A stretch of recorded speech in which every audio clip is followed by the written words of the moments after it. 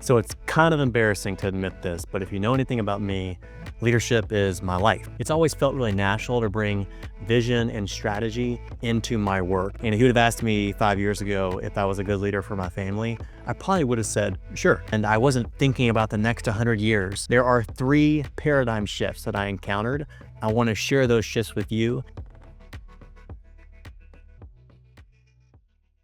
It's always felt really natural to bring vision and strategy into my work, into the career that I was building, into the businesses that I'm building. But that same sort of creative energy, strategic energy, and vision, that was not coming with me into the home. I was a good provider, I was a very present, loving dad, a good partner to my wife. But here is where I was really failing.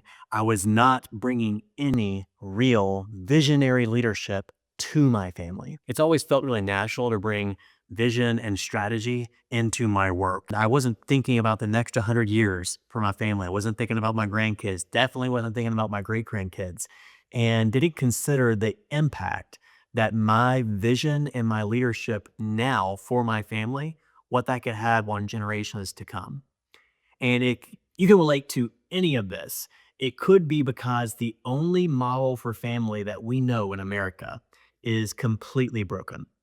And we honestly don't even realize it because it's just the waters that we swim in.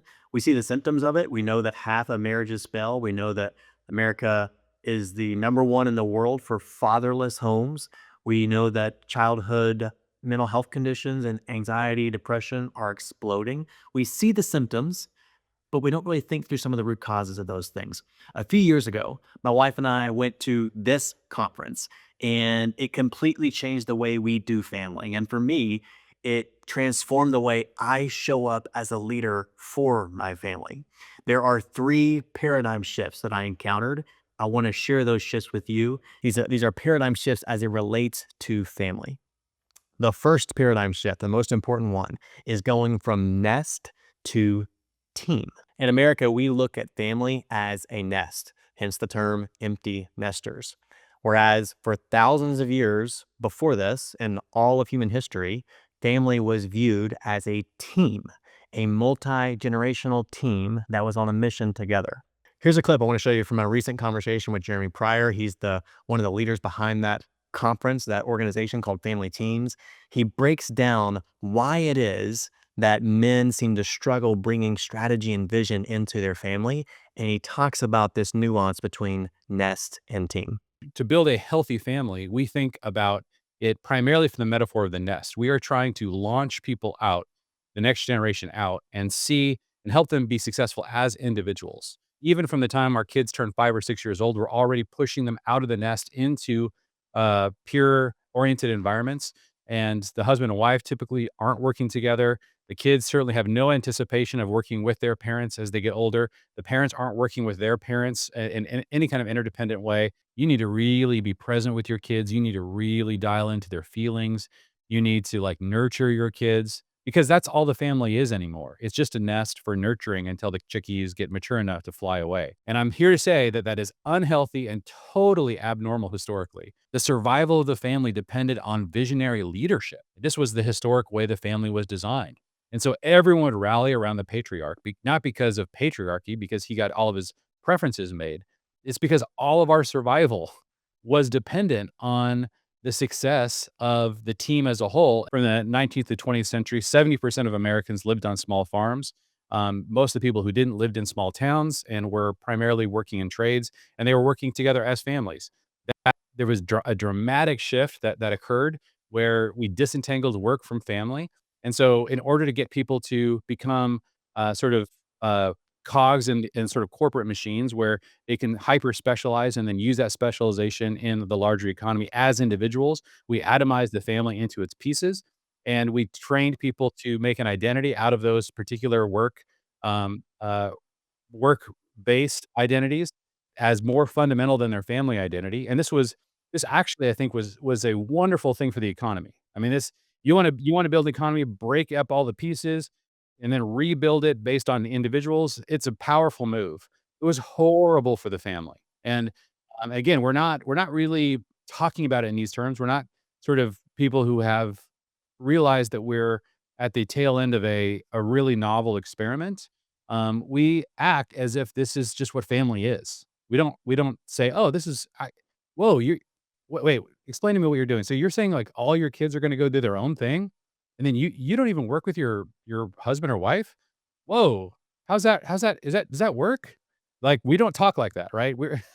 We don't realize that we're doing something hyper experimental and very novel. This has been terrible for men, terrible for women, terrible for grandparents, terrible for children, sons and daughters, horrible for societies, but really dynamic for economies. It's actually been a blessing to certain individuals. There have been positive, like, things that have happened or come out of this experiment. They just haven't been positive for the family. If you want to be a multi-generational team, that team is going to need a visionary leader. And I've seen once men make the decision to actually change their family from being a nest that nurtures chickies to being a team that is actually trying to hold and take and expand territory. They go from basically having very little interest in family to, wow, this is the most important thing.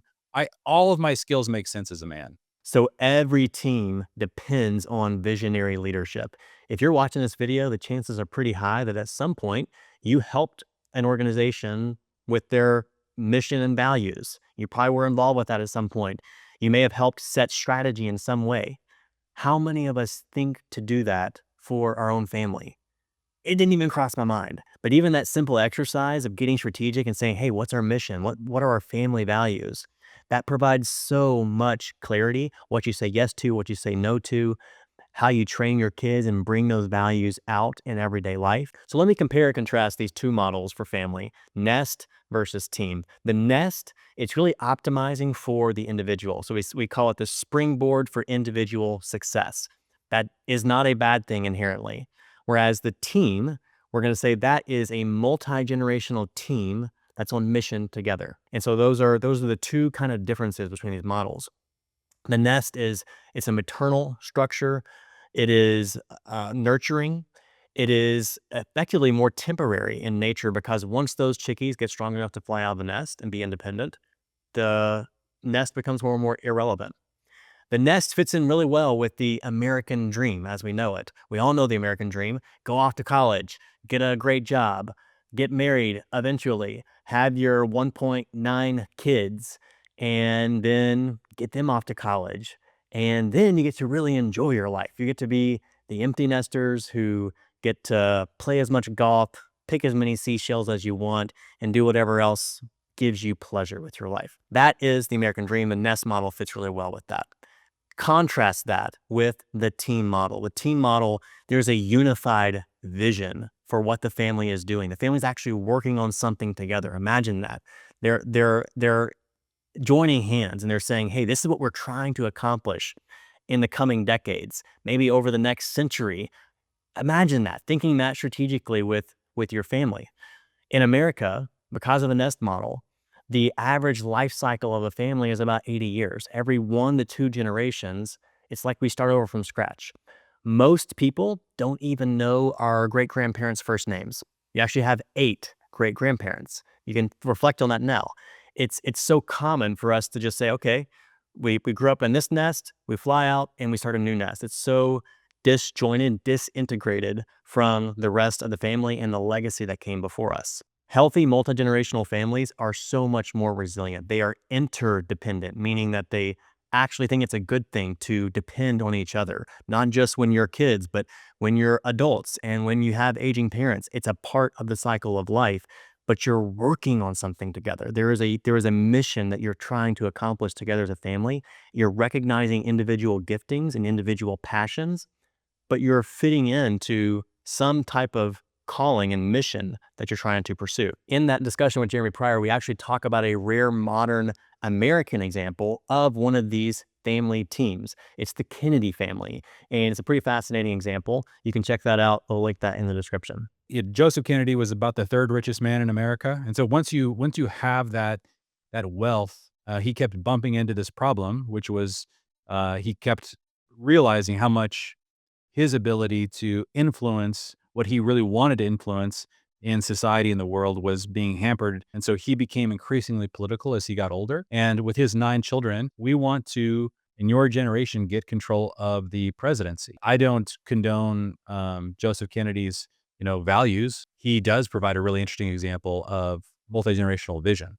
So in leadership, the structure that you lead from really matters. So when we talk about family on mission, that's the model that we want to do here versus family and mission or family as mission. So family and mission, that looks like, hey, I love my family. I want to be a great dad, great loving spouse. And I have this other mission that I really care about, this thing that I'm really trying to pursue. And they kind of coexist, but they're not really that integrated. Family as mission says, you know what? The family itself, that is my mission. We're more insulated. We're not really trying to accomplish anything or change the world in any significant way. We're just trying to look out for ours, and that really is the mission. That's not compelling. What's compelling is family on mission. It's integrated. It's saying, hey, this is what we're trying to accomplish as a family. This is what we feel called to. It's big enough that our individual giftings and individual passions can fall under that. But because you're doing it that way, you can actually have multi-generational impact. The second big paradigm shift here is our view towards kids, shifting from liabilities to assets. Now, every parent would pretty much tell you they adore their kids. We adore our kids. But when it comes down to it, the default view in America from even those loving parents is my kids are ultimately they're liabilities. They cost me. They cost me resources. They cost me money. They cost me energy. They cost me sleep. All these things are true. But if that's your fundamental view that, hey, they're lovable liabilities, I want to cherish them in their young years, appreciate these precious times, but ultimately, that's our view as our liabilities that one day we're trying to, again, launch out to be individually successful. That's so limiting. And it actually reinforces for your kids, it makes them feel more like consumers versus contributors. And that's one of the key differences here. When you have an asset view towards kids and you look at them and you say, yeah, I'm going to invest in these kids. It's not just an expense line. This is an investment in in my kids, not just for their future, but for the purpose and the mission that we're trying to pursue as a team, as a family. It's a fundamental paradigm shift when you start to think of them as assets to the family mission. And the kids themselves, it's very identity shaping. All of a sudden, they don't see themselves as consumers in the family. They start to see themselves as key contributors to what the family is trying to accomplish. And that's a big deal. With an asset mindset toward kids, you are investing for decades and you're looking for compounding returns. So it's a multiplication principle here that whatever I invest into them, into their character development, into their skill development, that's going to pay dividends down the road for our family, for my grandkids, for my great grandkids, for my great greats that I can't even envision right now very well. Your ceiling that you create in your lifetime that then becomes the future generations, that becomes their floor. And when you teach them, you train them to steward and multiply what they have been given and to not pursue their own pleasures or consumption, but to pursue the higher purpose with those resources, with those giftings. Great leaders don't look at a new team member and think, what are they going to cost me? They look at them and say, what kind of potential could they bring to this team if I develop them, if I invest in them? And that is fundamentally the asset view towards kids. It's the same loving, they're precious, we want to enjoy them, but we also see them as valuable to what we've been given as a family and what we're trying to accomplish as a family. Now for the third paradigm shift, we're talking about the father's role shifting from babysitter to coach. A babysitter and a coach, they both care for the kids and show up for the kids.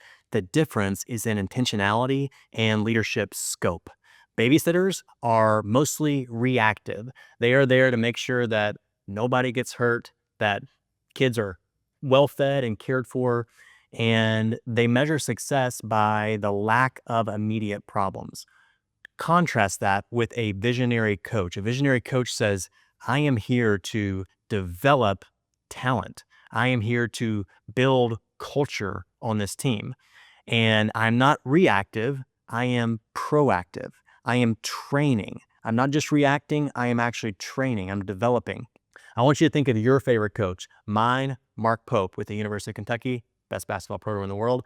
But he's incredible at taking really talented players and saying, hey, you are amazing. Here's what we're about on this team. It's bigger than you. Here's the mission that we're trying to accomplish as a team. It's very clear. He can cast that vision for them. He can recognize their identities, and then he plays to their individual strengths. So it's not a loss of individualism, but it is inviting them into something bigger than just themselves. They cast that vision and they invite you into something that's bigger than just you. They train you, they support you, and they challenge you. They bring high support and high challenge. They're there to encourage you, speak life into you, and they're there to call you up and say, hey, this is what I need from you. Winning teams don't just have plays and practices they run. They have incredible culture. They have inside jokes. They have secret handshakes. They have team meetings. They actually enjoy being around each other. And that's part of your job as a coach. A big part of your job as a coach is to create that culture on your team, in your family. What does it mean to bear your last name?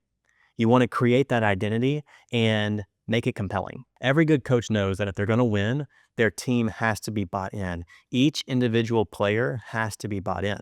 Your number one job as a dad, as a father, as a parent is to win your kid's heart. Win your kid's heart for what really matters. And that looks like connecting with them. Just like any coach would want for their players, you want each of your kids to feel invested in, to feel individually cared for, loved on, appreciated for their unique strengths and gifts. And you want them to feel like they're pursuing something of significance as a team. So here's your challenge if you want to create a resilient, strong family team. There's a lot of tools that can help you do this, but I'm going to recommend 3 here. First, if you haven't done this yet, draft your family's mission and values. Give yourself some space, give yourself some time to really think through this and invite your wife, invite your family into it. One of the best pieces of advice that I got, and we actually got to do at that conference, is do an offsite with your wife and say, hey, what do you think here? Like, what do you think our values should be if we had to crystallize some values? What do you think our mission? How would we articulate that? And it's not going to be perfect right away, but just starting to envision that will help you get clarity and help you focus on the things that really matter and bring that to life in your family. Here's an example right here of an artifact, something we hang on the wall in our family that reminds us of our mission and the things we really care about and our values. Secondly, I'm going to encourage you to schedule one-on-one time with each of your kids. That is heart-to-heart time. That is the time where you are actually connecting with them on an emotional level. You're hearing what they care about. You're speaking life into them. You're telling them what you see in them, what their giftings are, what their strengths are, and you're inviting them in to the mission. And you're hearing what else do they care about and how does that fit into the family's overall vision and mission. And then finally, I'm going to encourage you to establish a special weekly family meal. This, hopefully you're able to have dinner together as often as you can, but once a week, I encourage you to protect a night of the week that says, this is a special one. This is a special meal. We do ours on a Friday night. It kicks off it's the end of the work week and it kicks off our day of rest, our Sabbath. But that meal is special. So every week we all look forward to it. The kids look forward to it. We have special little traditions around it. We light a couple of candles. We sing a special song and we eat really, really good food. And the kids get to have their sparkling grape juice for that night. And we share stories. We talk about the things that we care about in our mission and our values. We bring those things to life. We give shout outs to what we've seen in each other and how we've lived out those values. But it's a really great anchoring rhythm that brings our family together and builds that culture. I want to leave you with this. Your family does not need you to be perfect. They do need you to be their leader. See your family as a team, see your kids as assets, and embrace that role as visionary coach. Remember that nobody else can lead your family like you can, and you were made to do it. If you got value out of this video, I have one request for you. Be a river and not a reservoir. Who could you share this with that could also get value from it as well? Thanks for being here. You can follow along for more videos to help you grow your leadership and keep leading on purpose. Peace.